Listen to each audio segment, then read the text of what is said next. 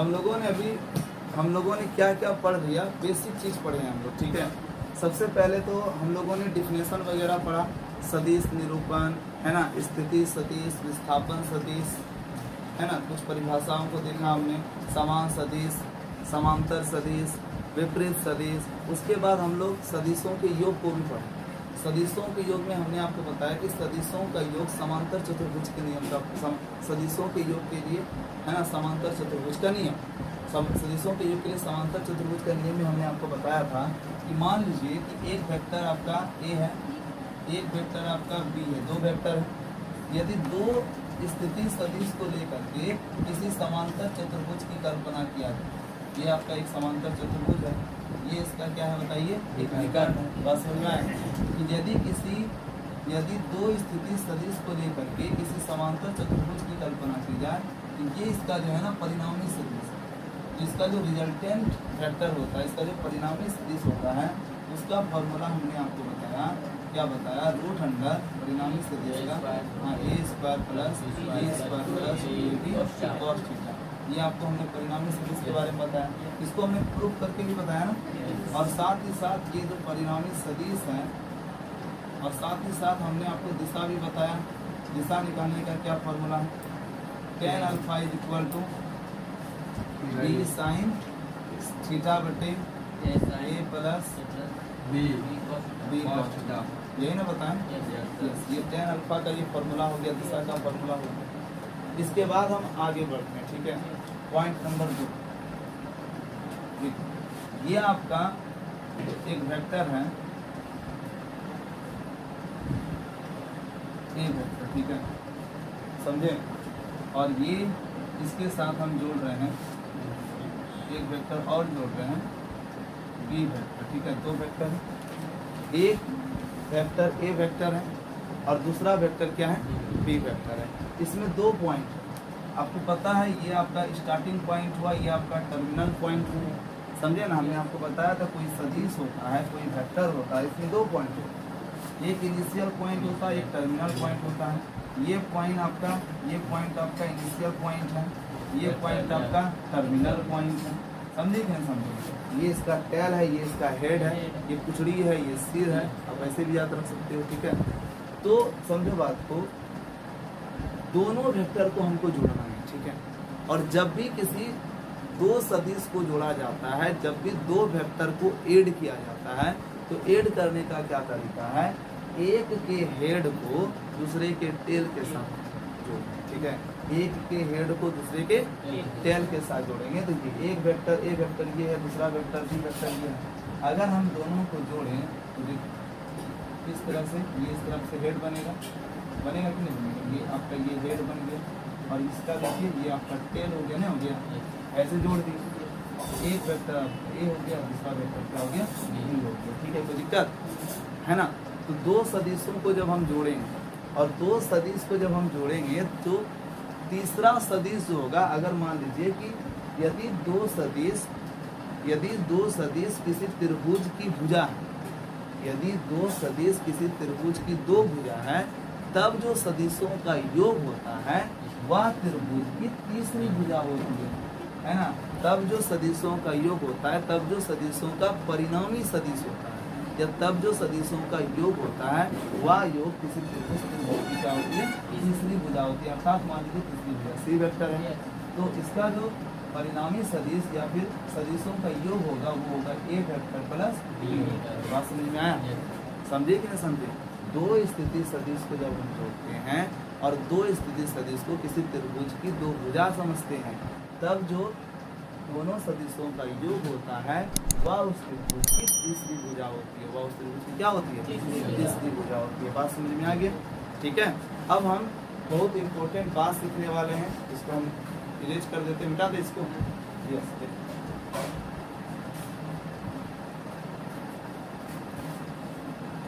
यहाँ तक कल बातें हो चुकी थी, हम लोगों ने सदिशों का योग पढ़ लिया, हम लोगों ने क्या पढ़ लिया, सदिशों का योग। अब हम लोग नेक्स्ट पॉइंट पढ़ने वाले हैं, सदिशों का गुना। क्या पढ़ने वाले हैं, सदिशों का गुना। ये बहुत इंपॉर्टेंट पॉइंट है। अगर आपको वेक्टर में कुछ नहीं आता है तो कोई प्रॉब्लम नहीं, अगर ये आता है तो आपका फिजिक्स एंड मैथ्स दोनों में आपको फायदा मिलेगा, ठीक है।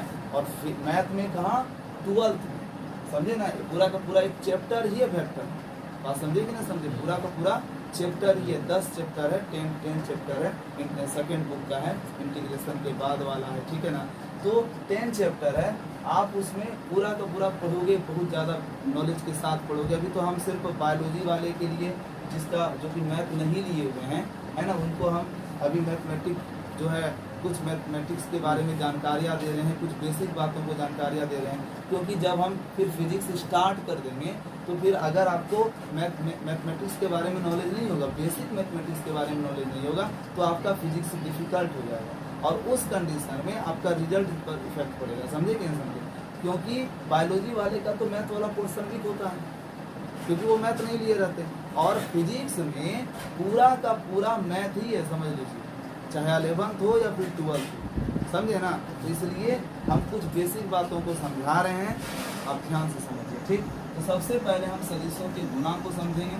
सदिशों का गुणा में सबसे पहले आता है ना, स्केलर प्रोडक्ट को हम समझते हैं। क्या समझते हैं?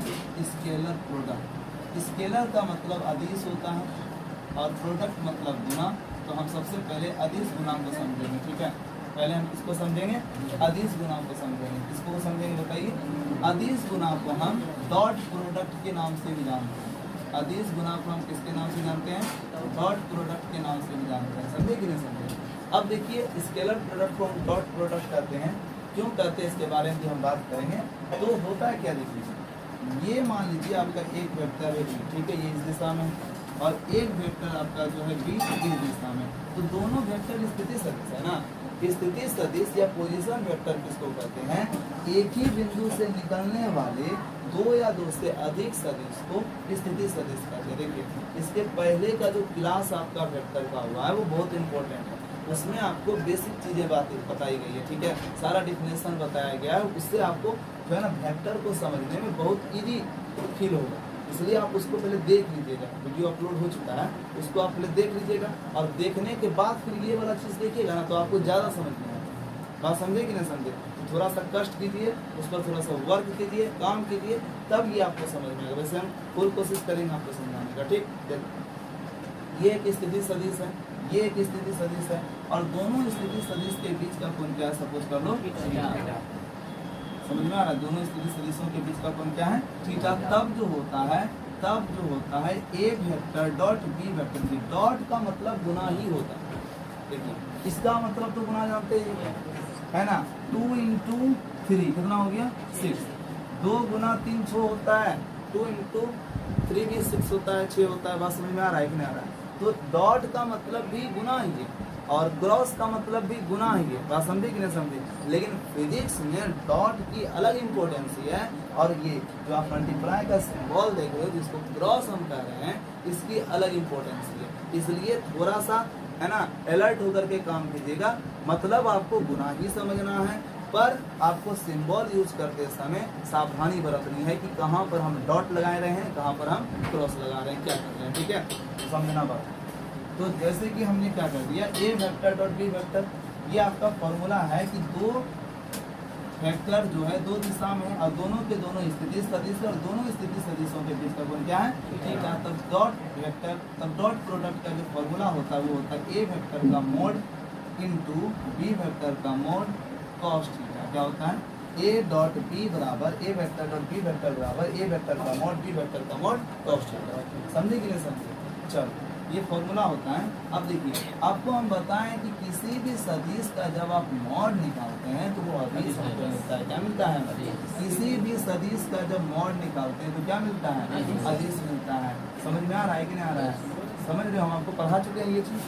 किसी भी सदिश का जब मॉड मतलब मापांक निकाला जाता है, परिमाण निकाला जाता है, तब जो राशि हमको प्राप्त होती है अदिश राशि। सदिश का मतलब हम आपको क्लियर कर दिया ना। अगर हम सिर्फ ए लिखेंगे तो ये अदिश राशि, ये सिर्फ परिमाण बता रहा है, पर डायरेक्शन नहीं शो कर रहा है। अगर हम इसके ऊपर एरो दे देते हैं तो ये चीजें क्या हो जाती है? सदिश हो जाती है, क्योंकि यहाँ पर डायरेक्शन भी बता रहे, तो परिमाण भी मिला, दिशा भी मिला, डेट इज कॉल्ड वेक्टर, मतलब सदिश। बात समझ में आया? तो समझो, यहाँ पर क्या हुआ, ए वेक्टर का मोड ए हो गया, बी वेक्टर का मोड बी हो गया और ये कॉस थीटा हो गया। ये जो फॉर्मूला आप देख रहे हो, ये फॉर्मूला, ये इंपॉर्टेंट फॉर्मूला है, मेन फॉर्मूला है कि dot product is equal to A vector का मैग्नीट्यूड, बी वेक्टर का मैग्नीट्यूड, कॉस थीटा होता है अर्थात ए बी कॉस थीटा होता है। मतलब जो हमको डॉट प्रोडक्ट मिलता है वो कैसा मिलता है, अदिश मिलता है। याद रखिएगा यहाँ पर दो सदिश है, ए वेक्टर सदिश है, बी वेक्टर भी सदिश है और दोनों का हम गुना कर रहे हैं अर्थात दो सदिशों का गुना हो रहा है। और दो सदिशों को जब हम गुना करते हैं तो हमको कौन राशि मिलता है, अदिश राशि मिलता है, इसलिए हम इसको अदिश गुना करते हैं। बात समझे कि नहीं समझे। और चूंकि यहाँ पर डॉट के रूप में मल्टीप्लाई हो रहा है इसलिए इसे हम क्या कहते हैं, डॉट प्रोडक्ट कहते हैं। बात समझे कि नहीं समझे। याद रखिएगा dot product equal to A vector का मैग्नीट्यूड, बी वेक्टर का magnitude, cos theta, a vector का मोड ए होता है, बी वेक्टर का मोड बी होता है और कॉस थीटा का कॉस थीटा होता है। कोई दिक्कत। चलो ठीक है, बात को हम आगे बढ़ाते हैं। चलिए अब आपको हम बताएंगे, ध्यान दीजिएगा, एक्स वाई तथा जेड अक्ष पर एकक सदिश। कौन सा सदिश बाबू, एकक सदिश। एकक सदिश कहिए, एकांक सदिश कहिए, दोनों एक ही चीज है। इसको हम अंग्रेजी में यूनिट वेक्टर कहते हैं। क्या कहते हैं, यूनिट वेक्टर कहते हैं। बड़ा ध्यान से समझिएगा, ठीक है। देखिए तीन एक्सिस है, हम 3D में बात करेंगे, तीन एक्सिस है। एक एक्सिस इस तरफ है एक्स एक्सिस, ऊपर की तरफ वाई एक्सिस और ये आपको जेड एक्सिस है। देखिए यहाँ पर समझिए बात, तीन अक्ष है, तीन अक्ष है। आपको अगर समझना है ना, अगर इन तीनों अक्ष को समझना है तो आपके रूम है, रूम कमरे हैं, कमरे का कोई कोना पकड़ लो, कमरे का कोई कोना पकड़ लो, कोई भी कोना, चार कोना होते हैं ना जी, चार कोना में कोई एक कोना पकड़ लो। आप देखोगे एक लाइन इधर गई हुई है, एक लाइन उधर गई हुई है, एक लाइन नीचे गई है। अगर ऊपर देखोगे, उधर देखोगे तो क्या दिखेगा आपको, एक लाइन इधर गई है, एक लाइन इधर, यहाँ नीचे गई, ऊपर गई है, इधर गई है और एक इधर गई है। बताइए, एक इधर गई है, एक इधर गई है और एक आपकी तरफ गई है। तो हम क्या कर सकते हैं, इधर वाले जाने वाली लाइन को शो कर सकते हैं, ऊपर जाने वाली लाइन को शो करते हैं। आपकी तरफ लाइन को कैसे शो करेंगे आप, यहाँ पर हवा में देखो दिख गया, उग गया, देखो देखो ना, एक्स एक्सिस इधर है, वाई एक्सिस इधर, जेड एक्सिस है ना। बात समझ में आ रहा है। तो ये जेड एक्सिस को हम कहाँ दर्शा रहे हैं, तो प्लेन पर तो हम ऐसे ही दर्शाएंगे, ठीक है। तो ये तीन एक्सिस है। मान लीजिए कि एक्स अक्ष पर है ना, ये मूल बिंदु है आपका, एक्स अक्ष का जो यूनिट वेक्टर है वो आई कैप होता है। एक्स अक्ष का यूनिट वेक्टर क्या होता है, आई लिख दिए और उस पर कैप लगा दिए, लिख लीजिए। कैप का मतलब होता है यूनिट वेक्टर, वह सदिश जिसका परिमाण एक हो उसे हम क्या कहते हैं, यूनिट वेक्टर कहते हैं, ठीक है। चलिए आई कैप हो गया, वाई एक्सिस का जो होता है वो जे कैप होता है और जेड एक्सिस का जो यूनिट वेक्टर होता है वो क्या होता है, के कैप होता है। मतलब यहाँ से लेकर के यहाँ तक का परिमाण एक है अर्थात वो यूनिट वेक्टर है। डेट मीन्स उसको हम आई कप्पा से सूचित करेंगे, आई कैप से सूचित करेंगे, ठीक है। मूल बिंदु से लेकर के यहाँ तक के डिस्टेंस है जिसका परिमाण एक है, तो जिसका परिमाण एक हो उसे यूनिट वेक्टर कहते हैं। वाई एक्सिस के यूनिट वेक्टर को जे कैप के द्वारा रिप्रेजेंट किया जाता है, ठीक है। यहाँ से लेकर के यहाँ तक का जो डिस्टेंस है उसका परिमाण एक है, डेट मीन्स वो यूनिट वेक्टर होगा जिसका परिमाण एक है। और जो है यहाँ से लेकर के यहाँ तक का परिमाण एक हुआ और जेड एक्सिस का परिमाण एक हो रहा है, तो जेड एक्सिस के परिमाण को हम के कैप से सूचित करते हैं। बात समझ में आया। तो इस तरह से आपने क्या समझा, एक्स अक्ष का यूनिट वेक्टर आई कैप, वाई अक्ष का यूनिट वेक्टर जे कैप, जेड अक्ष का यूनिट वेक्टर क्या है, के कैप। मान लीजिए कि यहाँ पर एक पॉइंट है, इस पॉइंट का नाम रख दिया पी। क्या रख दिया, पी। तो ये पॉइंट जरूर तीनों अक्ष से कुछ ना कुछ डिस्टेंस पर होगा, होगा कि नहीं होगा, बिल्कुल होगा जी। हम अगर कोना की बात करें तो आप अगर दीवार में कोना देखोगे, देखिए ये वाला वो वाला कोना देखो, नीचे वाला कोना देखो, हम आपको दिखा देते हैं।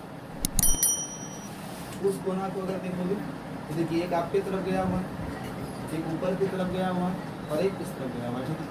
समझे कि नहीं समझे। अगर हम मान लीजिए यहाँ पर एक मार्कर है, इस मार्कर की उस अक्ष से दूरी कुछ ना कुछ होगी, इस दीवार से दूरी कुछ ना कुछ होगी, समझे कि नहीं समझे, और उस कोना से कुछ ना कुछ होगी। तो x y और फिर z, तीनों अक्ष से कुछ ना कुछ दूरी होगी ना। मतलब अगर हम किसी कोना पर कोई वस्तु को रख दें, किसी ऑब्जेक्ट को रख दें, तो तीनों एक्सिस से उसमें कुछ ना कुछ डिस्टेंस होगी। उस डिस्टेंस को हम सपोज कर लेते हैं x y और z। x अक्ष से दूरी x है ना, y अक्ष से दूरी y है और z अक्ष से दूरी क्या है, z है। कुछ भी हो सकता है। अब जैसे कि यहाँ पर हो सकता है 2 3 5 x अक्ष से दूर 2 मीटर की दूरी पर या 2 सेंटीमीटर की दूरी पर, y अक्ष से 3 सेंटीमीटर की दूरी पर, z अक्ष से 5। मतलब हमने क्या किया, हमने एक डिस्टेंस बना लिया कि वो पॉइंट P जो है तीनों अक्ष से x y z डिस्टेंस पर है। बात समझ में आया, समझे कि नहीं समझे? चलो ठीक है। अगर हम इनका इस बिंदु P का स्थिति सदिश निकालना चाहें, मेरी बातों पर गौर फरमाइए, अगर हम बिंदु P का स्थिति सदिश निकालना चाहें तो आप जानते हो डिफिनेशन क्या कहता है, मूल बिंदु से निकलने वाले दो या दो से अधिक सदिश को पोजीशन वेक्टर कहते हैं, स्थिति सदिश कहते हैं। और हम बिंदु P का स्थिति सदिश पूछ रहे हैं, तो इसके लिए हमको क्या करना पड़ेगा, मूल बिंदु से P की दूरी निकालनी पड़ेगी, अर्थात OP निकालना पड़ेगा, OP वेक्टर निकालना पड़ेगा। यस या नो? मतलब स्थिति सदिश निकालने के लिए हमको OP ना बनाना पड़ेगा, OP वेक्टर निकालना पड़ेगा। और OP वेक्टर मतलब क्या हो गया, स्थिति सदिश हो गया। और आपका जो निर्देशांक है वो x है, y है और z है ना। तो हम क्या करने वाले हैं, तीनों निर्देशांक में जब यूनिट वेक्टर से मल्टीप्लाई कर देंगे तब वह निर्देशांक पोजीशन वेक्टर में कन्वर्ट हो जाएगा। That means x y z निर्देशांक है, कोऑर्डिनेट है। हम क्या करने वाले हैं, इसमें यूनिट वेक्टर से मल्टीप्लाई करने वाले हैं। तो आपको पता है ना, पहले x होता है, फिर y होता है, फिर जैसे कि कहीं लिखा हुआ है 2,3, तो आप 10th में पढ़ चुके हो, ये x है, ये y है। अगर हम लिख दिए 2,3,5, ये x हो गया, ये y हो गया, ये क्या हो गया, z हो गया। तो ये x अक्ष के लिए है। तो x अक्ष का यूनिट वेक्टर क्या होता है, i कैप होता है, तो इसमें हमने यूनिट वेक्टर से मल्टीप्लाई कर दिया। y अक्ष का यूनिट वेक्टर क्या होता है, j होता है, तो हमने j कैप से मल्टीप्लाई कर दिया, है ना। z अक्ष का यूनिट वेक्टर k कैप होता है, तो हमने k कैप से मल्टीप्लाई कर दिया। और सबके बीच हम क्या करने हैं, जोड़ कर रहे हैं। तो इस तरह से आपका स्थिति सदिश निकल गया। जैसे कि अगर कोई पूछेगा कि मान लीजिए कि कोई किसी बिंदु का निर्देशांक 2,3,5 है, तब उसका स्थिति सदिश कैसे निकलेगा, तो OP vector equal to 2i cap plus 3j cap plus 5k cap होगा। ठीक है। सपोज कर लीजिए कि इस पॉइंट P का निर्देशांक -2, -3 और -4 है, तब हम कैसे निकालेंगे इसका पोजीशन वेक्टर। बिल्कुल सिंपल है, OP vector is equal to, ये आपका क्या है, x एक्सिस है, तो x एक्सिस पर हम यूनिट वेक्टर से मल्टीप्लाई करेंगे, प्लस ये आपका y एक्सिस है -3, इसमें हम यूनिट वेक्टर j से मल्टीप्लाई करेंगे। और ये आपका है ना z एक्सिस का है, तो हम इसमें किससे मल्टीप्लाई करेंगे, है ना, k कैप से मल्टीप्लाई करेंगे। ठीक है। तो कहने का मतलब -2i cap plus -3j cap plus -4k cap. इस तरह से आपने क्या किया, अगर कोई बिंदु P है और उसका निर्देशांक -2, -3 और -4 है, तब उसका हम यूनिट वेक्टर हम आसानी से निकाल सकते हैं। तीनों बिंदु के निर्देशांक में i j कैप से मल्टीप्लाई करके। बात समझ में आ गया, समझे कि नहीं समझे? अब बात होती है क्या कि चलो भाई, ये जो आपका स्थिति सदिश निकला हुआ है, इस स्थिति सदिश का हम मोड निकालेंगे। क्या निकालेंगे, मोड। मोड का मतलब होता है मापांक या परिमाण। ठीक है। ये जो आप देख रहे हो ना, ये जो हम 2 पिलर खड़ा कर दिए ना, इसको फिजिक्स में मोड कहते हैं। क्या कहते हैं, मोड। ये जो 2 पिलर खड़ा कर देते हैं ना, ये जो 2 पिलर खड़ा कर देते हैं, इसको हम फिजिक्स में मापांक कहते हैं, MOD मोड कहते हैं। ठीक है, परिमाण कहते हैं। ठीक। और मोड या मापांक निकालने का क्या तरीका होता है, क्या सूत्र होता है, बड़ा ध्यान से समझिएगा। यूनिट वेक्टर का गुणांक, कोफिशिएंट समझते हो ना, गुणांक। अगर हम कहेंगे बताओ बच्चों 2x लिखा हुआ है, तो x का गुणांक क्या है, 2 है। 2 का गुणांक क्या है, x है। गुणांक का मतलब होता है कि जो जिससे गुणा कर रहा है वो उसका गुणांक कराता है। x का गुणांक 2 हुआ, 2 का गुणांक x हुआ। ठीक है।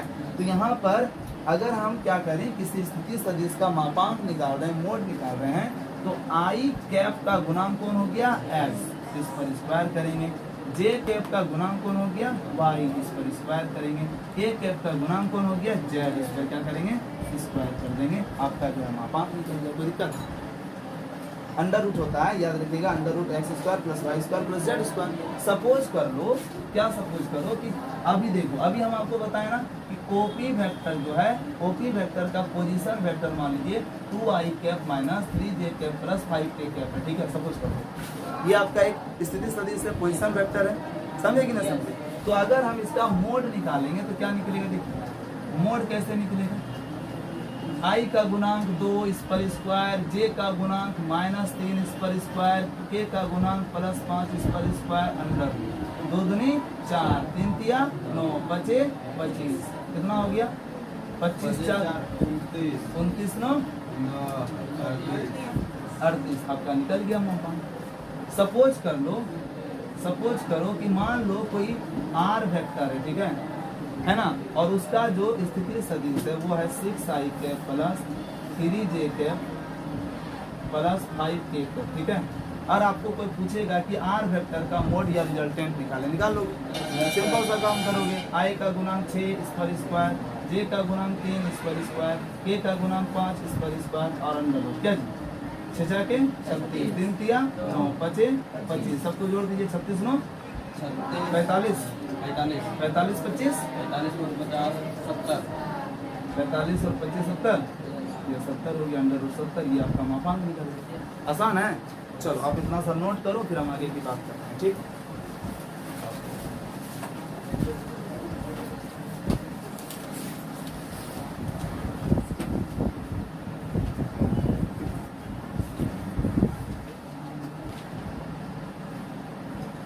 क्या आपको ये समझ में आ गया। अब हम ये जो आप देख रहे हो डॉट प्रोडक्ट, इसका हम कुछ प्रॉपर्टीज पढ़ते हैं, कुछ गुणधर्म समझते हैं, एक करके चीज़ों को समझिए।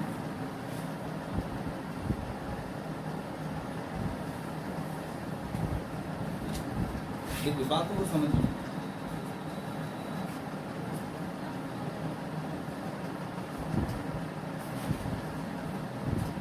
प्रॉपर्टी ऑफ स्केलर वेक्टर या डॉट प्रोडक्ट, स्केलर प्रोडक्ट, देखिए प्रॉपर्टीज मतलब होता है गुणधर्म, प्रॉपर्टीज मतलब क्या होता है। सबसे पहले तो आप ये समझिए कि जो डॉट प्रोडक्ट होता है ना, जो डॉट प्रोडक्ट होता है, जो स्केलर प्रोडक्ट होता है, वो क्रम विनिमय नियम का पालन करते हैं। जो डॉट प्रोडक्ट होते हैं वो किसका नियम पालन करते हैं, क्रम विनिमय, कम्यूटेटिव लॉ पे पढ़े होंगे, commutative law, associative law 7th में आप लोग पढ़ेंगे, ठीक है। क्रम विनिमय नियम का पालन करता है, कहने का मतलब अगर a vector dot b vector है तो हम लिख सकते हैं b vector dot a vector. समझ में आ रहा है, आप लोग पढ़े होंगे 2 गुना 3 होता है तो 3 गुना 2 होता है, आप ऐसे ही पढ़े होगे ना, पढ़े होगे। तो यहाँ पर वही है, क्या है कि डॉट प्रोडक्ट जो है कम्यूटेटिव लॉ को फॉलो करता है ना, क्रम विनिमय नियम का पालन करता है, कम्यूटेटिव लॉ को फॉलो करता है, बस समझ में आया। चलिए दूसरी बात है क्या है, अगर सपोज कर लो कि दोनों वेक्टर के बीच जो है ना, दोनों वेक्टर के बीच एंगल 90 डिग्री का बन रहा है। 2 वेक्टर है और इसके बीच का एंगल कितना डिग्री का बन रहा है, 90 डिग्री। मतलब क्या है कि देखिए ये आपका एक ए वेक्टर है ना, समझे, और ये आपका एक बी वेक्टर है, और ये दोनों वेक्टर के बीच का एंगल कितना डिग्री बन रहा है, 90 डिग्री बन रहा है। बात समझ रहे हो ना, एक वेक्टर आपका इस दिशा में है, ए वेक्टर इस दिशा में आपका बी वेक्टर, समझे कि नहीं समझे, और दोनों के बीच एंगल कितना डिग्री का बन रहा है, तो थीटा 90 डिग्री हो गया। तब डॉट प्रोडक्ट क्या होगा, ध्यान दीजिएगा, A vector dot B vector equal to होगा ए बी और कॉस थीटा होता है ना, कॉस थीटा, देखो लिखे A vector dot B vector equal to A B cos theta, समझ रहे हो, A vector dot B vector और ए बी कॉस थीटा, तो A vector dot B vector equal to A B और cos कितना हो जाएगा 90, और कॉस 90 का वैल्यू कितना होता है, 0 होता है, कॉस 90 का वैल्यू 0 होता है ना, तो A vector dot B vector equal to कितना डिग्री हो जाएगा, 0। मतलब याद रखिएगा, जब 2 वेक्टर एक दूसरे पर लंबवत हो, जब 2 वेक्टर एक दूसरे पर क्या हो, लंबवत हो, तो थीटा कितना डिग्री होगा, 90 डिग्री होगा। थीटा 90 डिग्री होगा ना, 2 वेक्टर एक दूसरे पर लंब है, ए वेक्टर पर बी वेक्टर लंब डाल रहा है, तो थीटा दोनों वेक्टर के बीच कितने डिग्री का एंगल बनेगा, 90 डिग्री का एंगल बनेगा। तब उसका डॉट प्रोडक्ट क्या होगा, 0 होगा। ये बहुत इंपॉर्टेंट पॉइंट है, 2 नंबर का जो पॉइंट है ये वेरी इंपॉर्टेंट है, समझे। यदि आप इसको शॉर्टली लिख सकते हो क्या सॉफ्टली लिख सकते हो कि यदि ए वेक्टर लंब बी वेक्टर, ए वेक्टर लंब b vector then theta is equal to 90 degree, है ना, तब a vector dot B vector का वैल्यू कितना होगा, 0 डिग्री होगा। बात समझे कि नहीं समझे? यदि मतलब यदि होता है, यदि ए वेक्टर बी वेक्टर पर लंब हो तब थीटा 90 डिग्री होगा और उस कंडीशन में डॉट प्रोडक्ट क्या निकलता है, 0 निकलता है। आप उल्टा भी बोल सकते हो कि अगर डॉट प्रोडक्ट 0 हो तो दोनों वेक्टर एक दूसरे पर क्या होंगे, लंबवत होंगे। दोनों वेक्टर एक दूसरे पर क्या होंगे, लंबवत होंगे। बातें समझ में आई? चलो बात को हम आगे बढ़ाते हैं। ये आपके कितने प्रॉपर्टीज हुए, 2 प्रॉपर्टीज हुए। तीसरा प्रॉपर्टीज तो आपको हम लोग बता दिए हैं आप लोगों को। अगर मान लीजिए ठीक ये वाला प्रॉपर्टी बताएं आप लोगों को, देखिए तो जरा, मान लीजिए कोई सदिश है, अगर हम इसका स्क्वायर करेंगे तो क्या हो जाएगा, अदिश स्क्वायर हो जाएगा। बात समझे?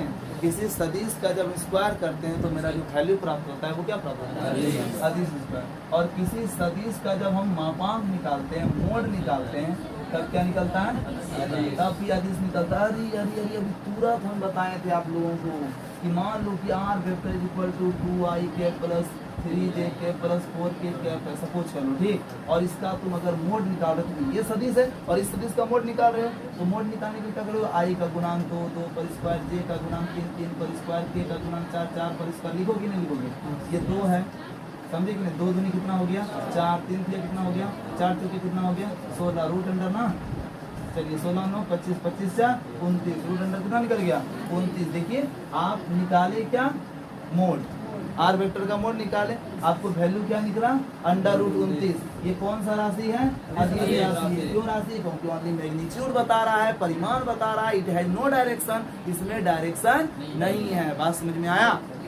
तो जब इसमें डायरेक्शन ही नहीं है तो ये कौन राशि हुआ, अदिश राशि हो गया। सिंपल सी बात है। समझ में आ रहा है कि नहीं आ रहा है? यस। तो ये बातें समझ में आया? क्या समझ में आया कि किसी भी वेक्टर का जब मोड करते हैं तो वो कौन सा वैल्यू प्राप्त करता है, अदिश वैल्यू प्राप्त होता है। बात समझ में आया? समझे कि नहीं समझे? अभी देख लो, अगर हम ए वेक्टर है, ए वेक्टर है ना, ए वेक्टर, इसके बारे में भी हम आपको बताएंगे जब हम आपको डॉट प्रोडक्ट बताएंगे ना तब, ठीक है। आपको धीरे धीरे चीजें बहुत आसानी से समझ में आएगी कि कौन चीज क्या होता है, कोई भी चीज छूटेगा नहीं।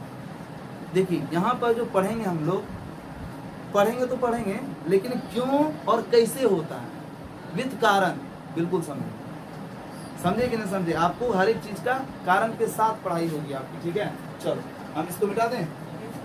तो आपको ये समझ में आ गया किसी भी सदिश का जो मोड होता है वो कौन सा राशि होता है, अदिश राशि होता है। चलो ठीक है, इसको ख्याल रखना, ठीक, इसका ख्याल रखना, हम इसके बारे में भी बताएंगे, ठीक है।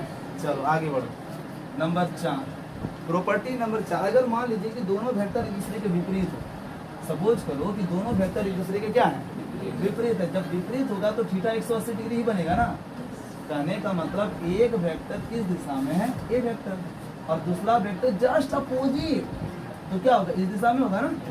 और दोनों के बीच का थीटा कितना हो जाएगा, 180 डिग्री हो जाएगा। तब देखो डॉट प्रोडक्ट क्या बनने वाला है, A vector dot B vector बराबर, फॉर्मूला पता है आपको, ए वेक्टर का मोड बी वेक्टर का mode cos theta. A vector का मोड क्या होगा, ए, बी वेक्टर का मोड क्या होगा, बी, और cos का cos थीटा कितना होगा 180 डिग्री। और cos 180 डिग्री का वैल्यू क्या होता है आपको, नहीं आपको नहीं पता है। cos 180 डिग्री का वैल्यू होता है -1। क्या होता है, -1 होता है। तो क्या हो जाएगा बताइए, माइनस ए भी हो जाएगा ना, माइनस ए भी होगा। cos 180 का वैल्यू कितना होता है, अच्छा कैसे होता है ये जाना है,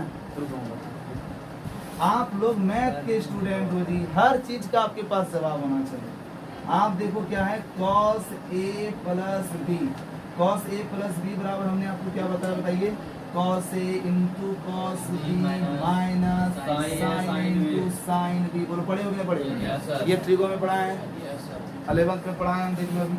अब देखो क्या है, cos का cos हो गया, देखो cos का cos लिख दिया हम, इस cos 180 डिग्री निकालना है ना, तो cos 180 डिग्री निकालना है, तो cos का cos और 180 को हम लिख सकते हैं 90 डिग्री प्लस 90 डिग्री, लिख सकते हैं कि नहीं लिख सकते हैं, सीधे से वाले लिख सकते हैं। अब देख लीजिए तो क्या हो जाएगा, cos a, इसको a समझो, इसको क्या समझो, b समझो, तो cos 90 into cos 90 minus sine 90 into sine 90। कोई दिक्कत, ए और बी की जगह 90 90 रख दिया, ए और बी की जगह 90 90 रख दिया, कोई टेंशन नहीं। cos 90 का वैल्यू 0, cos 90 का वैल्यू ये तो जानते हो ना, 10th में तो पढ़े हो 0 30 40 30 0 30 45 60 90, इसका तो वैल्यू आपको पता है।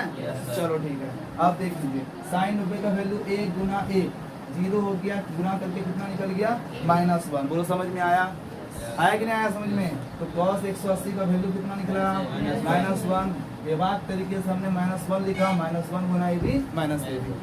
क्लियर है? क्रिस्टल क्लियर है, समझ में आ रहा है? चलो ठीक है, तो याद रखिएगा अगर दोनों वेक्टर एक दूसरे के विपरीत हो, दोनों वेक्टर क्या हो, एक दूसरे के विपरीत हो, तब जो आपका जो डॉट प्रोडक्ट निकलता है वो माइनस में निकलता है। किसमें निकलता है? माइनस में निकलता है। चलिए बात आगे बढ़ाते हैं।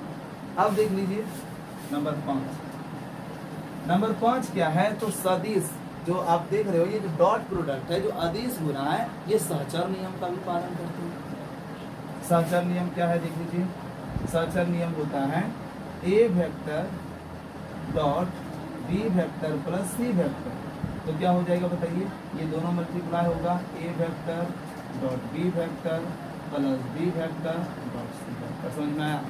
समझ में आ रहा है कि नहीं आ रहा है? तो ये किस नियम को फॉलो करते हैं बताइए? ये आपका ए बी हो गया और यहाँ सॉरी ए सी हो जाएगा, ए सी हो जाएगा, ए बी फिर ए सी। ठीक है, तो ये आपका सहचर नियम का पालन करते हैं, एसोसिएटिव लॉ इसको बोल सकते हो, एसोसिएटिव लॉ। इसको जल्दी से नोट करो।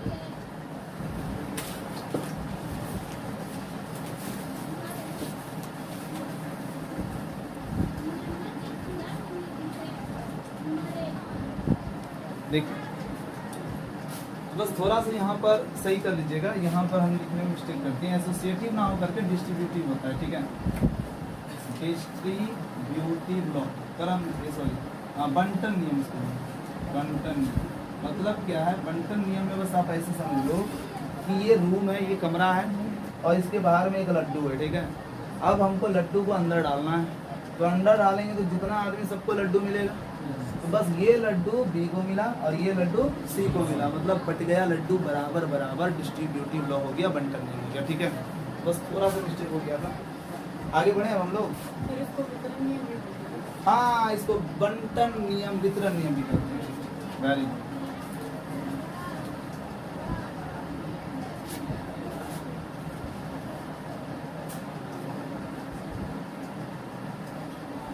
देखिए, और अब जो बताने वाले हैं, अभी तक जो सीखे या ना सीखे कोई मतलब नहीं, पर अब जो बताने वाले हैं यार, ये नहीं सीखा तो डॉट प्रोडक्ट नहीं सीखा, समझ लो।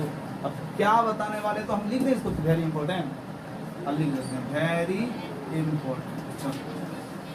समझो बात को कि मेरा इच्छा हुआ, क्या मेरा इच्छा हुआ कि भाई हमको पता करना है कि आई डॉट आई बराबर क्या होता है।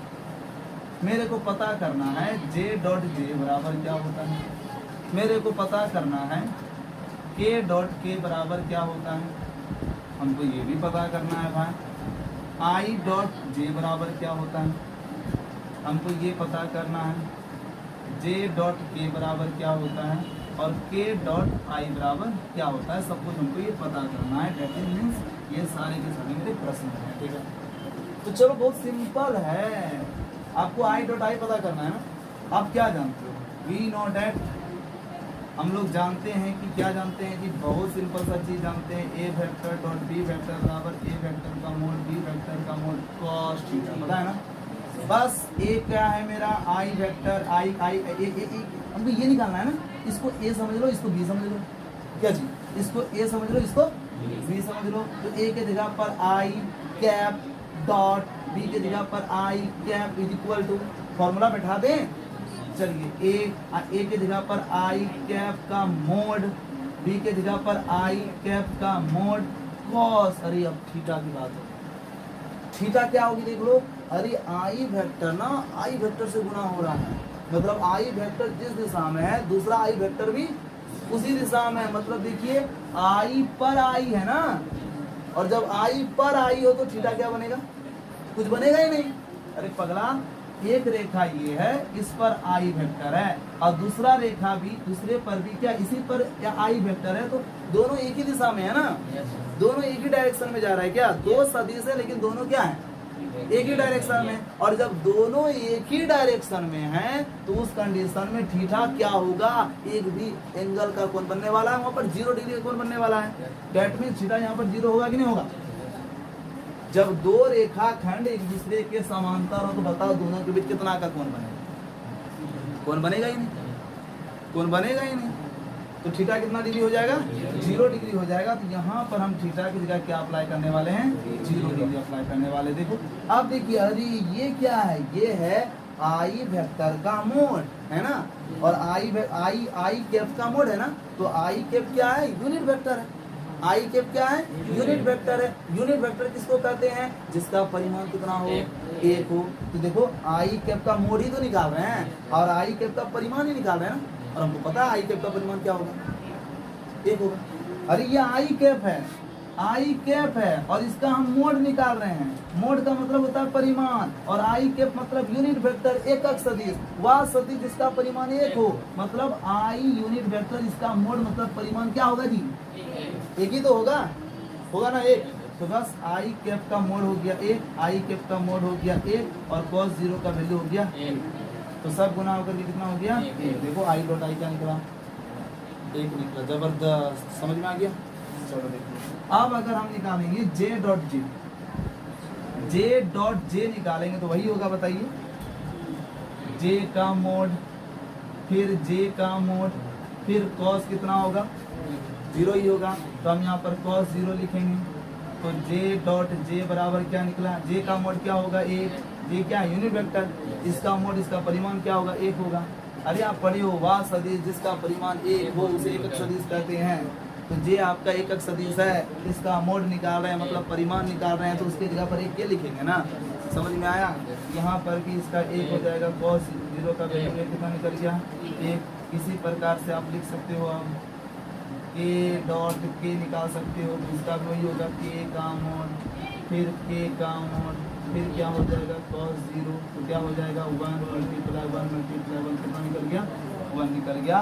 तो आप देख सकते हो क्या निकल गया, देख सकते हो तुम। अतः आई डॉट आई बराबर जे डॉट जे बराबर K dot K, I cap dot I cap, J cap dot J cap, K cap dot K cap का वैल्यू कितना निकल गया, 1 निकल गया। बात समझ में आया, आसान है कि भारी है, आसान है। अब हम समझते हैं आई डॉट जे बराबर क्या होगा।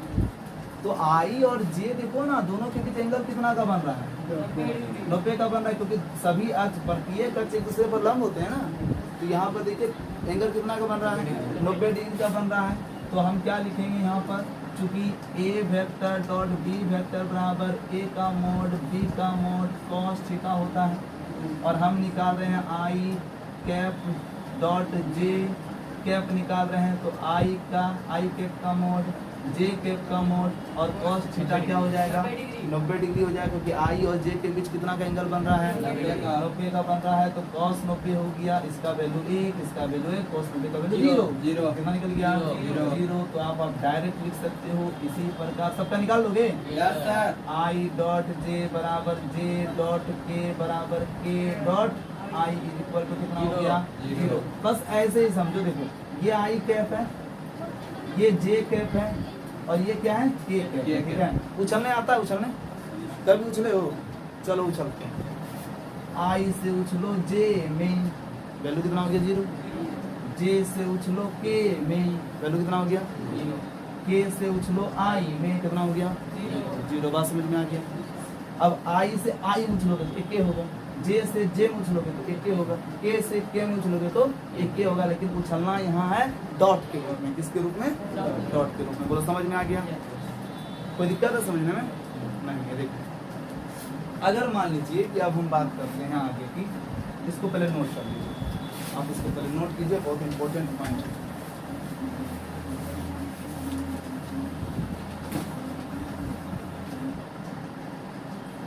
देखिए ये इंपॉर्टेंट बातें हो गई ना। अब हम बात करते हैं, कुछ क्वेश्चंस आपको देते हैं, बड़ा ध्यान से समझिएगा। देखो अच्छा एक चीज पता है तुम लोग को, स्केलर प्रोडक्ट क्रम विनिमय नियम का पालन करते हैं। डेट मीन्स आपका वो A vector dot B vector is equal to B vector dot A vector होता है कि नहीं होता? इसलिए कोई अगर आई डॉट जे लिखेगा तो भी जीरो और कोई जे डॉट आई लिखेगा तो भी जीरो। यहाँ पर झगड़ा करोगे? किसी तरह कोई टेंशन होगा नहीं? चलिए आगे बढ़ो। अब मान लीजिए कि हम आपको कुछ क्वेश्चन देते हैं। सपोज करो माना कि A vector equal to 6i cap plus 2j cap minus 3k cap. ठीक है, लिख लीजिए। यहाँ ध्यान दो, B vector equal to I cap plus 2j cap plus k cap. ये हमने लिख लिया। ये दो वेक्टर है, ए वेक्टर का वैल्यू इतना है, बी वेक्टर का वैल्यू इतना है। कोई दिक्कत समझ में आ रहा है कि नहीं आ रहा है? अगर हम आपको बोलेंगे ए वेक्टर डॉट बी वेक्टर निकालना, तो हमको डॉट प्रोडक्ट निकालना है ना। इसके लिए क्या करेंगे देख लीजिए। ए वेक्टर के जगह पर ए वेक्टर का वैल्यू लिखेंगे 6i के प्लस 2j के माइनस 3k के। लिख दिए? बोलिए लिखिए कि नहीं लिखिए? क्या लिखें? 6i के प्लस 2j के माइनस 3k के। और यहाँ पर क्या लिख दिए? डॉट। ए के जगह पर ए का वैल्यू लिखे, ए के जगह पर ए का वैल्यू रखे। ये डॉट है तो हमने यहाँ पर डॉट लिखा। बी के जगह पर बी का वैल्यू रखो, आई के प्लस 2j के प्लस k। तो दिक्कत? चलिए अब इसको हम गुना करेंगे ना, डॉट है तो तुम लोग क्या बोलोगे? तुम लोग तो बोलोगे आधा से पूरे को, आधा से पूरे को। ऐसे वाला कहानी जाओगे तो इसमें बहुत टाइम लगेगा। ठीक है, वैसे देखो अगर आई दूसरे किसी भी चीज़ से मल्टीप्लाई होगा तो उसका वैल्यू जीरो होगा कि नहीं? होगा ना? होगा कि नहीं होगा? अगर आई देखो आई से मल्टीप्लाई होगा तब एक होगा। आई अगर जे से मल्टीप्लाई हो गया जीरो, आई अगर के से मल्टीप्लाई हो गया जीरो, तो आई डॉट के या के डॉट आई जीरो हो जाएगा। अब इसी तरह जे अगर आई से मल्टीप्लाई हुआ तो जे डॉट आई या आई डॉट जे जीरो हो जाएगा। जे डॉट जे एक होगा, जे डॉट के जीरो हो जाएगा। मतलब यहाँ पर क्या है, किसी अलग यूनिट वेक्टर से अगर कोई यूनिट वेक्टर डॉट में मल्टीप्लाई हो रहा है तो उसका वैल्यू जीरो हो जा रहा है। ठीक है, तो हम सीधा क्या करेंगे? आई वाले को आई के साथ मल्टीप्लाई कर देंगे, जे वाले को जे के साथ मल्टीप्लाई कर देंगे और के वाले को के से मल्टीप्लाई कर देंगे। आई डॉट आई एक हो गया। अब 6 गुना 1 6 में होगा। हाँ, अंक अंक से गुना होता है, अक्षर अक्षर से गुना होता है। आई आई से गुना हुआ तो एक हुआ, और 6 गुना 1 6 में हुआ तो 6 गुना 1 6 में होगा। ये क्या है? ये क्या है? Plus plus plus plus plus ना। यस, जे डॉट जे एक होता है, 2 दूनी 4 माइनस प्लस माइनस के डॉट के कितना होगा? 1। तो 3 गुना 1 कितना हो जाएगा? 3। तो समझ में आ रहा है? कुछ किए हम? आसान है ना? आसान है। चलिए 6 4 10 में 3 गया 7। क्या हो गया? हो गया ना? आया समझ में? देखो दो सदिश है, एक सदिश ये एक सदिश ये, दोनों सदिश को जब हम गुना किए तो मेरा वैल्यू क्या मिलेगा? अदिश राशि निकला ना, क्योंकि ये परिमाण इसमें दिशा है क्या? इस डायरेक्शन में डायरेक्शन है नहीं है, तो इसीलिए कहा जाता है दो सदिशों का अदिश गुना। इसलिए हम इसको क्या बोलते हैं? यस, दो सदिशों का अदिश गुना। दो सदिशों का कौन गुना बोलते हैं? इसका अदिश गुना भी। ठीक है, तो चलो आप इसको नोट कर लो और क्वेश्चन देते हैं हम आपको सॉल्व करने के लिए। ठीक है, बता दो इसको।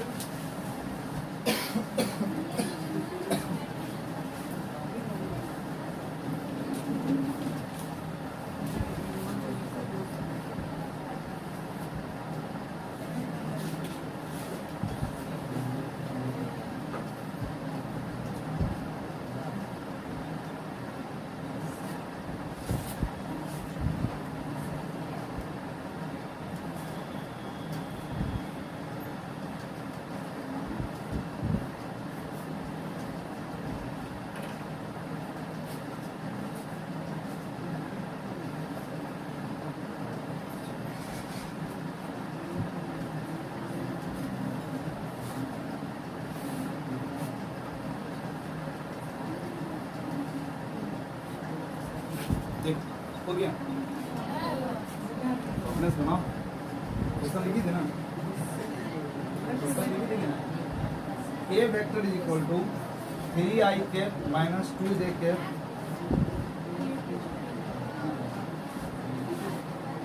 B vector is equal to 2i cap plus 3j cap, then find the value of a vector plus b vector, a vector minus b vector and b vector minus a vector. बनेगा आपको ऐसे? ये question है, देखिए क्या बोल रहे हैं। यदि a वेक्टर का वैल्यू दिया हुआ हो, b वेक्टर का वैल्यू दिया हुआ, तो आपको a vector plus b vector निकालना है, a vector minus b vector निकालना है और b vector minus a vector निकालना है। देखिए सॉल्व करते हैं, ध्यान से देखिए। गिवन दिया हुआ है, क्या दिया हुआ है? a vector is equal to 3i cap minus 2j cap, ये दिया हुआ है ना। चलिए, and b vector is equal to 2i cap plus 3j cap, ये दिया हुआ है।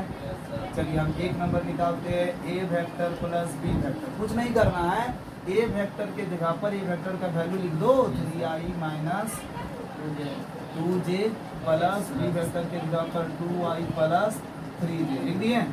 यस, अब क्या करना है? जोड़ना है। तो देखो आप जानते हो ना, जोड़ घटाव जाप में होता है। आई के साथ जुटेगा, जे के साथ जुटेगा, के साथ जुटेगा। Simple, 3 2 5i cap minus plus minus ना। अच्छा, ये 3 है और ये माइनस 2 है, क्या हो जाएगा? 3 में 2 घटेगा ना बच्चा, तो जे हो जाएगा ना। चिन्ह बड़ा का 3 का चिन्ह होगा कि 2 का चिन्ह होगा? 3 का चिन्ह प्लस है, तो क्या हो जाएगा? Plus 5i। आसान है, चलो तुम लोग बना सकते हो। A vector minus B vector बना सकते हो। क्या करना? ए वेक्टर की जगह ए वेक्टर का वैल्यू लिख देना। लिख दिया, चिन्ह लिखा माइनस का, देखो माइनस है। बी वेक्टर की जगह पर बी वेक्टर का वैल्यू लिख दिया। लिखा कि नहीं लिखा? अब क्या करेंगे? देखो 3i cap minus 2j cap, minus से पूरे ब्रैकेट को गुणा करके ब्रैकेट तोड़ देंगे। क्या कर देंगे? तोड़ देंगे। माइनस प्लस माइनस 2i हो गया, माइनस प्लस माइनस 3j हो गया। चलो आई वाले के साथ 3 में 2 गया 1 आई कैप हो गया, माइनस माइनस प्लस, चिन्ह बढ़ा का 3 2 5 5j कैप हो गया। कोई दिक्कत नहीं सर। अरे यार, कम से कम 3 नंबर तो अपने से बनाओ। बन जाएगा सर। बनाइए,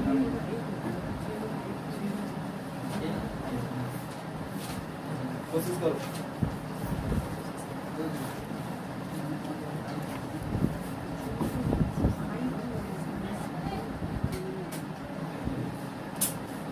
देखिए और प्रश्न है, इसको आप सॉल्व कीजिएगा। देखो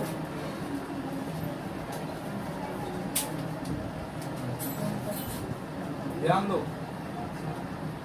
कह रहा A vector is equal to 3i cap plus 2j cap, ठीक है। और B vector is equal to 2i cap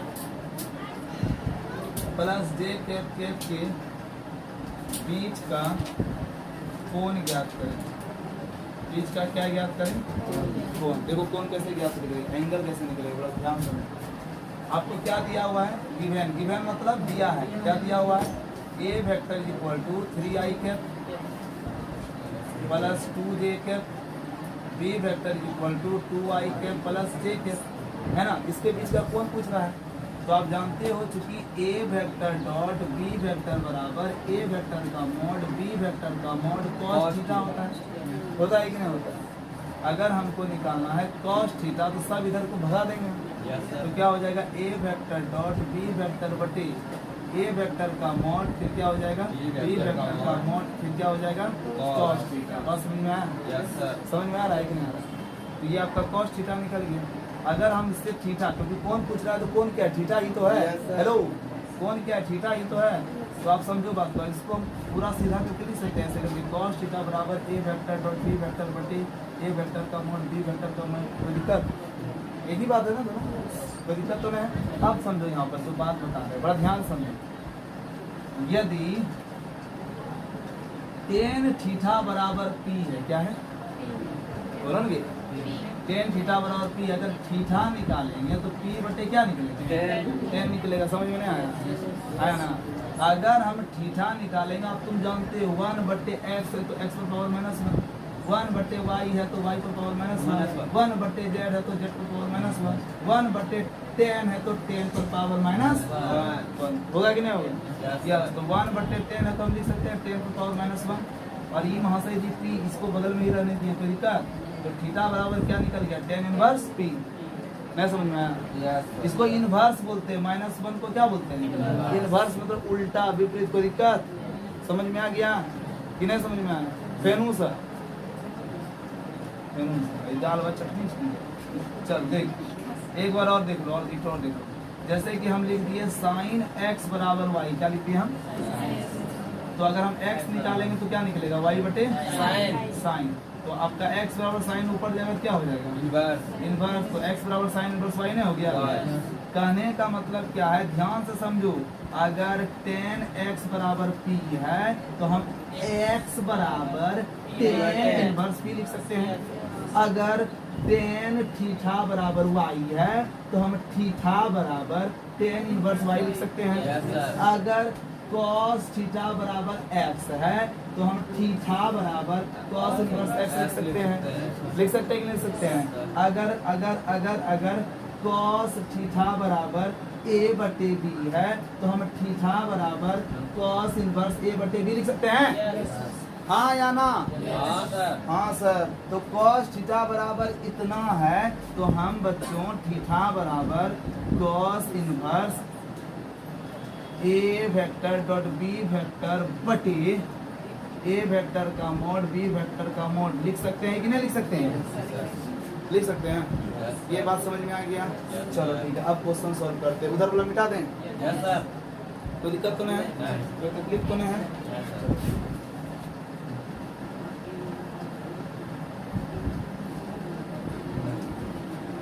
समझो बात को, यहाँ समझो। आपको कहा क्या रहा है? एंगल निकालने बोल रहा है ना, और एंगल मतलब थीटा। थीटा का फॉर्मूला ये निकल गया। तो देखो इस थीटा का फॉर्मूला कब निकलेगा? जब आपको डॉट प्रोडक्ट का वैल्यू पता हो। हेलो, जब आपको डॉट का वैल्यू पता हो, A vector dot B vector पता हो, जब आपको ए वेक्टर का मोड पता हो, जब आपको बी वेक्टर का मोड पता हो, सब पता हो जाएगा। वैल्यू पुट कर देंगे, आंसर मेरा हो जाएगा। बोलो समझ में आया? आया ना? बस वही करने वाले हैं बच्चों। सबसे पहले हम डॉट प्रोडक्ट निकालेंगे। डॉट प्रोडक्ट देखो कैसे निकलेगा। चलो डॉट प्रोडक्ट कैसे निकलेगा देख लो। तो हम ए वेक्टर डॉट बी वेक्टर कैसे निकालेंगे? तो ए वेक्टर का वैल्यू देखो कितना है? 3i प्लस 2j दिया हुआ है। डॉट बी वेक्टर का कितना है देखो? 2i प्लस j के। बोलो समझ में आया? अब देख लो i डॉट i एक होता है, 3 दूनी कितना हो गया? 6 हो गया। प्लस प्लस क्या हो गया? j डॉट z क्या होता है? 1 2 एकम 2 हो गया। तो इसका 6 कितना हो गया? a डॉट b निकल गया। आसान है। अब चलो a वेक्टर का मोड निकालेंगे। तो मोड का मतलब क्या होता है? i का गुणांक 3 3 पर स्क्वायर, j का गुणांक 2 2 पर स्क्वायर, अंडर रूट ना? यस 3 तिया 2 दूनी अंडर रूट 13। कोई दिक्कत? 12 कौन रहा है जी? 13 ना? चलिए बी वेक्टर का मोड कैसे निकलेगा? i का गुणांक 2 पर स्क्वायर, j का गुणांक 1 पर स्क्वायर रूट ना? 2 दूनी एकम एकम अंडर रूट 5। बोलो को टेंशन समझ में आ रहा है? Yes sir. अब देख लीजिए। अब क्या करोगे? यही वाला फॉर्मूला पुट कर दें। तो चलो भाई थीटा बराबर cos इनवर्स का cos इनवर्स ए वेक्टर डॉट बी वेक्टर का वैल्यू कहाँ है भाई? 8 लिख दिया बटे ए वेक्टर का मोड कितना है? अंडर रूट 13 लिख दिया मल्टीप्लाई बी वेक्टर का मोड कितना है? अंडर रूट 5 लिख दिया। कोई दिक्कत? नहीं सर। तो cos इनवर्स हो गया 8 बटे 13 बचे 65 अंडर रूट 65 हो गया मेरा आंसर। बोलो कोई टेंशन? सर रोड रोड से बना हुआ हट जाएगा सर। हाँ गाओ जी। अरे वाह वाह, क्या क्या बोल रहे हो जी? हट जाएगा रूट? कैसे जी? रूट ए गुना रूट बी करोगे बच्चों तो दोनों रूट में एक एक रूट और ए और बी मल्टीप्लाई हो जाता है। समझा? मैं समझा? अरे रूट ए गुना रूट ए करोगे तब ना ए काहे? तो ए गुना ए पर स्क्वायर और 2 रूट में एक रूट स्क्वायर रूट कैंसिल करोगे। यहाँ तो ऐसा चीज तो है नहीं, अंदर का जो अलग अलग चीज है ना। बात समझ में आया? चलो ठीक है, इसको नोट करो फटाक से। एक क्वेश्चन और बताएंगे उसके बाद छोड़ देंगे। जल्दी 8 देखिए क्वेश्चन लिखिए। सिद्ध करें कि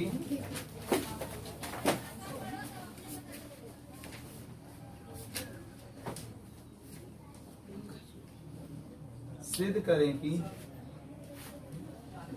सदिश ए वेक्टर बराबर 2i cap plus 3j cap और सदिश B vector is equal to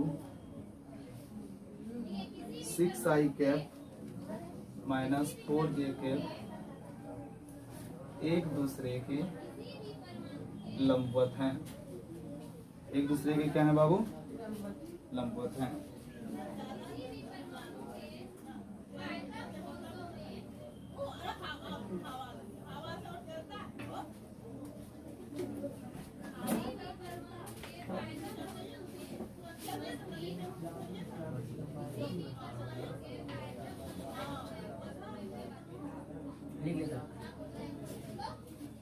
देखो, वैसे तो आप प्रॉपर्टी जानते हो, क्या जानते हो? आप पढ़े हो। यदि सॉल्व कर रहे हैं, ध्यान दीजिए। पहले लिखिए क्या क्या दिया हुआ है। गिवन क्या क्या दिया हुआ है जी?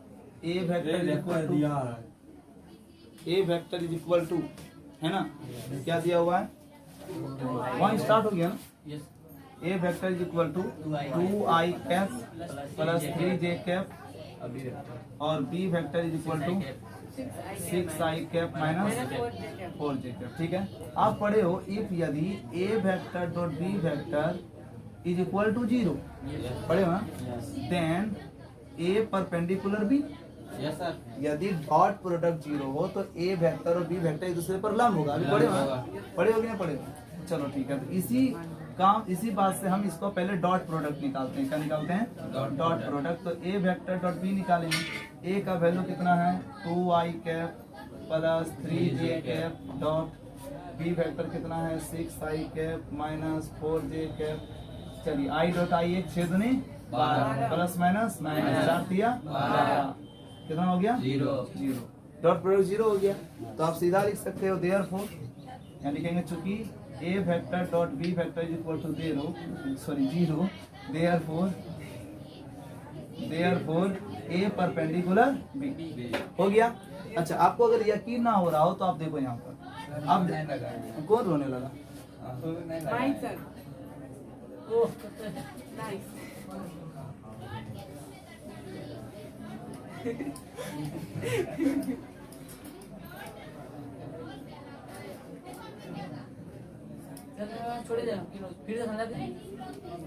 देखिए क्या क्वेश्चन है। सिद्ध करें कि सदिश A vector is equal to 2i cap plus 3j cap और सदिश B vector is equal to 6i cap minus 4j cap एक दूसरे पर लंबवत है। तो आपको जो जो दिया हुआ है आप पहले लिख लोगे। ए वेक्टर का वैल्यू लिख दी है, बी वेक्टर का वैल्यू लिख दी है, और आप जानते हो कि यदि ए वेक्टर डॉट बी वेक्टर 0 हो तो ए वेक्टर बी वेक्टर पर क्या होगा? लंब होगा। तब ए वेक्टर बी वेक्टर पर क्या होगा? लंबवत होगा। लंब होगा तो हम पहले डॉट प्रोडक्ट निकालेंगे। ए के जगह पर ए का वैल्यू डॉट बी के जगह पर बी का वैल्यू गुना करेंगे। 12 प्लस माइनस माइनस 3 चौके 12, 0 हो गया। डॉट प्रोडक्ट 0 मतलब दोनों वेक्टर एक दूसरे पर लंब है। अब देखिए, आप जानते हो चूंकि A vector dot B vector बराबर ए का मोड बी का मोड cos थीटा होता है कि नहीं? होता है ना। अब देखिए डॉट प्रोडक्ट कितना हो गया? 0। अभी देखो 0 निकला है ना। तो चलो ए वेक्टर का मोड बी वेक्टर का मोड और ये cos थीटा, अगर हमको cos थीटा निकालना सब इधर जाके क्या हो जाएगा? सब इधर जाके भाग हो जाएगा ना। तो 0 बटे ए वेक्टर का मोड बी वेक्टर का mod is equal to cos theta, और ये भाग देगा तो 0 होगा ना। ये आपका 0 हो गया। 0 बराबर cos थीटा हुआ ना। 0 में किसी संख्या से भाग दोगे 0 ना भाई? यस, चलिए ठीक है। तो 0 बराबर cos थीटा, cos का cos थीटा का थीटा बराबर का बराबर 0 का 0। तो 0 के जगह पर आप क्या लिख सकते हो? 0 में किसका डिग्री? cos 90 का वैल्यू कितना होता है? 0 होता है। तो आप 0 के जगह पर क्या लिख सकते हो? cos 90 लिख सकते हो, π/2 लिख सकते हो ना। cos cos क्या हो गया? कैंसिल। थीटा का मान क्या निकल गया? π/2 हो गया। प्रूफ मतलब अगर डॉट प्रोडक्ट 0 हो तब कोण कितना डिग्री बनता है? 90 डिग्री का बनता है। हमने इस बात को प्रूफ भी कर दिया। कोई दिक्कत? बात समझ में आई? Yes sir. नोट कीजिए जल्दी से। ठीक है, तब मिलते हैं नेक्स्ट क्लास में। अगर आपको किसी तरह का दिक्कत हो तो हमसे पूछ लीजिए। ठीक है, अगर अच्छा लगा हो तो सब्सक्राइब करें, लाइक करें एंड कमेंट एंड शेयर करें। ठीक है, चलो ठीक है, बाय।